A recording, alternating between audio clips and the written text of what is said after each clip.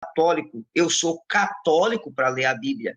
Porque não foi a Bíblia que montou a igreja, foi a igreja que montou a Bíblia e decidiu que livro era inspirado e que livro não era inspirado. E isso aconteceu no ano 393, no Concílio de Cartago, por São Jerônimo e pelo Papa Dámaso. Então, se nós temos a Bíblia hoje, é graças à igreja. E eu gosto sempre de dizer o seguinte, eu tenho aqui na minha mão a minha identidade. Para provar que isso aqui sou eu, tem que ter 4 coisas: nome, número, foto e assinatura. A Igreja de Jesus Cristo, ela tem uma identidade. E qual é a identidade da igreja? Una, santa, católica e apostólica. Essa aqui é a identidade da Igreja de Cristo. O que é a igreja ser una?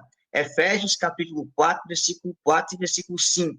A palavra vai dizer: há uma só fé, um só Senhor e um só batismo e um só Deus. Então a igreja de Cristo, ela é una na sua liturgia, una na sua fé, una na sua doutrina, porque Jesus disse a minha igreja, não é a minhas igreja. Então a minha, ela tem uma unicidade, embora ela tenha uma unidade na diversidade, porque os carismas são diversos dentro da igreja, mas a igreja, a sua fé é una.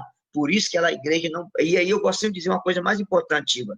Quando Jesus foi morrer na cruz, as vestes de Cristo foi rasgada em 4 partes. As 4 partes aqui é a salvação, norte, sul, leste e oeste. Mas a túnica de Jesus não foi rasgada. Por quê? Porque a túnica de Jesus é a igreja. E a igreja não pode ser dividida.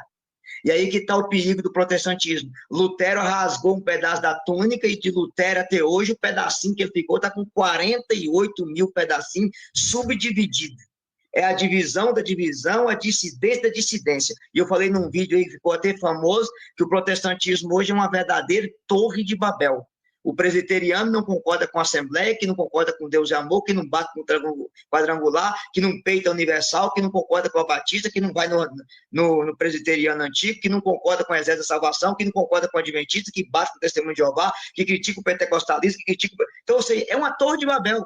Cada um prega uma coisa, cada um ensina uma coisa, cada um fala uma coisa. Só para você ter uma ideia, só a teoria, por exemplo, do arrebatamento, tem umas 10 doutrinas. Tem o arrebatamento anti-tribulação, que é chamado pré-tributalista, o arrebatamento pós-tribulação, pró-tributalista, o arrebatamento no meio da tribulação. Então, assim, eu não tenho um corpo doutrinário. A Igreja Católica não. É uma só fé, uma só doutrina.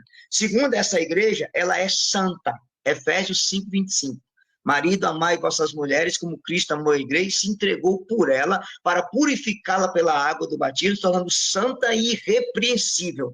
Então, veja, a igreja não é pecadora, como uns citando Calhane, está dizendo, a igreja é santa. Por que ela é santa? Porque a cabeça é Cristo e o corpo é a igreja. O seu fundador é santo, a sua cabeça é santa. Ela é santa de homens pecadores. Mas para entender melhor, eu gosto sempre de dizer o seguinte, Iba. Se eu mato uma pessoa, o pecado não é da minha mãe, o pecado é meu. Quem responde diante da justiça não é minha mãe, quem responde sou eu.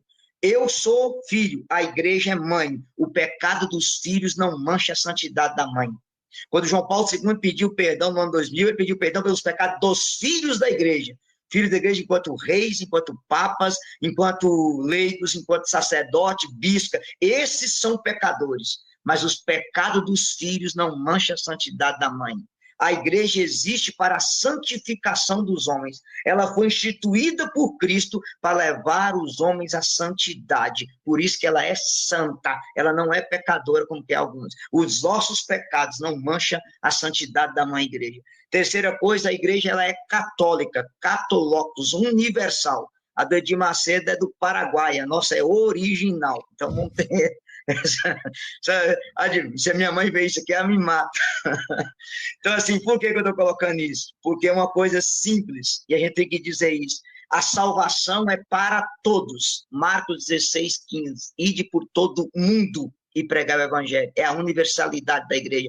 Atos 1, 8. Sereis minhas testemunhas até nos confins do mundo. Ou seja, a salvação é para todos. Lembrando aos católicos aí, que a primeira vez que surgiu a palavra Igreja Católica está numa carta de Santo Inácio de Antioquia, escrita no ano 107 da era cristã. Lembrando que Santo Inácio de Antioquia é aquela criança que Jesus impôs as mãos, lá de Mateus capítulo 10, e lembrando que ele foi discípulo do apóstolo João e sagrado bispo pelo próprio apóstolo. Santo Inácio de Antioquia, vizinho de São Policarpo, que também foi sagrado bispo São João. Ele que disse, aonde há Cristo, aí está a Igreja Católica. Foi a primeira vez que apareceu o nome católico, portanto, pelo menos 200 anos antes de Constantino, como quer alguns protestantes. E só lembrando aqui, Tiba, que Constantino não fundou uma igreja. O Papa ali era Silvestre I, São Silvestre. Constantino assinou apenas o Edito de Milão, que deu liberdade de culto aos cristãos e cessou a perseguição. Em nenhum momento, em algum cartório, está escrito, Constantino, eu fundei a Igreja Católica. Não. A igreja foi fundada por Cristo, quando ele disse, tu és Pedro, e sobre esta pedra edificarei a minha igreja. Ponto. E a igreja é apostólica, porque ela tem uma sucessão. A fé da igreja é a fé dos apóstolos. E aí hoje nós sabemos, quem gosta de estudar, a carta de São Clemente de Roma, escrita no ano 90, ela é anterior ao Evangelho de João, que os bispos são os sucessores dos apóstolos. Quem quiser aprofundar, Santo Irineu, no ano 160, ele dá a sucessão apostólica até a época dele, inclusive de Roma, Pedro, Cleto, Lino, Clemente, Sisto, Sotero, até o tempo dele, que era o Papa Higino. Depois, quem gosta de aprofundar, Eusébio de Cesareia, no ano 317, dá a lista dos papas até o tempo dele. De 317 para cá, a gente tem todas as listas. Então, de Pedro a Francisco, são 266 papas. Isso se chama sucessão apostólica. A igreja tem a fé dos apóstolos, do qual Pedro é o chefe.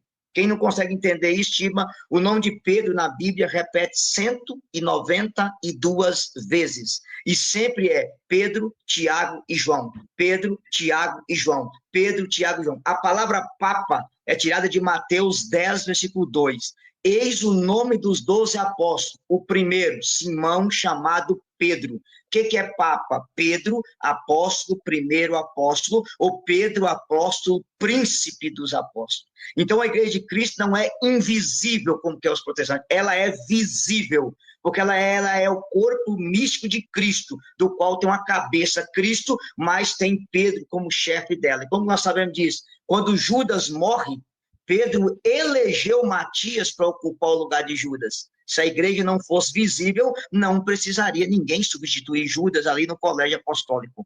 Então é bom as pessoas entenderem isso. Então, assim como a minha identidade é nome, número, foto e assinatura para provar que sou eu, a identidade da igreja de Cristo, ela é una, santa, católica, apostólica. Essa é a nossa identidade e é essa a identidade da igreja verdadeira que Jesus disse, a minha igreja. E o Will,